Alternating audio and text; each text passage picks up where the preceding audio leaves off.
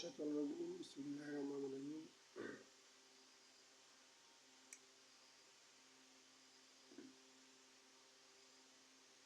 প্রকৃত পেশাদার সাংবাদিকরা সংবাদ প্রকাশ করার পরে তারা বিভিন্নভাবে জাহান হচ্ছে।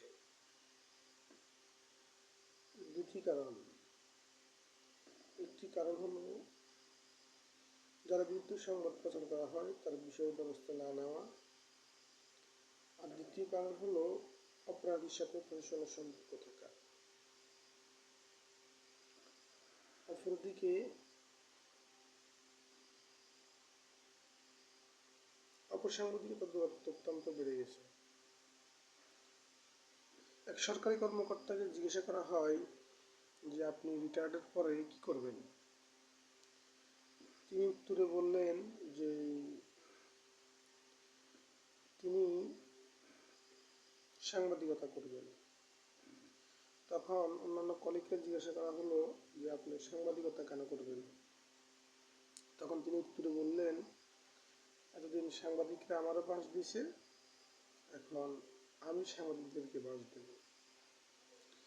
এই যদি হয় সাংবাদিকদের প্রতি সাধারণ মানুষের ধারণা, দায়িত্ব, কর্তব্য,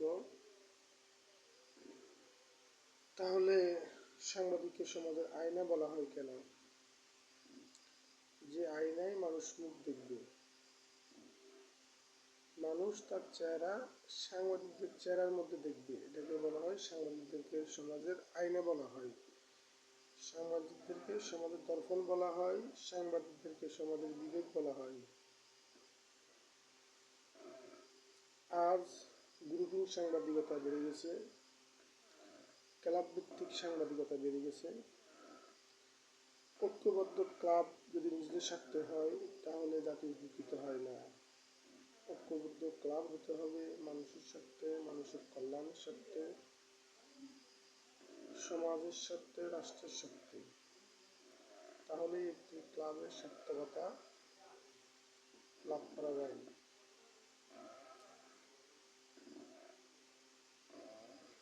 একজন প্রশাসনিক কর্মকর্তার কত দুঃখ, কত আক্রোশ থাকলে তিনি তার চাকরি অবসরের পরে তিনি এ ধরনের কথা বলা আর এ ধরনের সিদ্ধান্ত নেওয়া খুবই দুঃখজনক। আমি লক্ষ্মীপুরের সদর উপজেলা এক প্রকৌশলীর বিষয়ে সংবাদ প্রকাশ করলাম। এখানে ইকবাল নামের একজন কমেন্ট করলো যে এই উপজেলায় ভালো মানুষ চাকরি করতে পারে না। আবার কেউ বললেন যে লক্ষ্মীপুরে একটা ভাই পাওয়া, একটা বন্ধু পাওয়া আল্লাহর দান। যাই হোক, সর্বোপরি আমি বলবো সাংবাদিকতা মানুষের কল্যাণের জন্য হোক। প্রকৃত পেশাদার সাংবাদিকরা সমাজ, রাষ্ট্র, রাষ্ট্রীয় সম্পদ হিসেবে তারা স্বীকৃতি পাক। অপসাংবাদিকতার বিরুদ্ধে এবং